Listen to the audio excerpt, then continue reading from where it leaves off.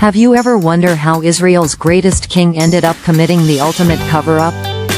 High above Jerusalem's ramparts, King David spies a woman named Bathsheba, and in a heartbeat, his heart betrays him. One night, one indiscretion, Bathsheba conceives, and David scrambles to hide the stain on his throne. He calls up Uriah, her husband, a loyal soldier. But Uriah sleeps at the palace gates instead of home. David's sweaty palms go cold. Frustration boils over. David writes a secret letter. Place Uriah at the fiercest front line, then withdraw support. And Uriah falls in battle.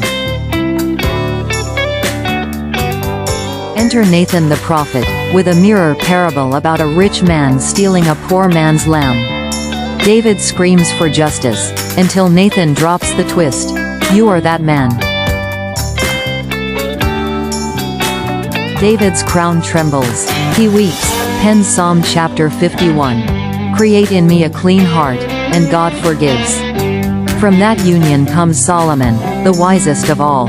I just dropped the parable. Told the king he stole the poor man's lamb, then told him he is that man. Watch more at KinetiSketch.com, coming soon.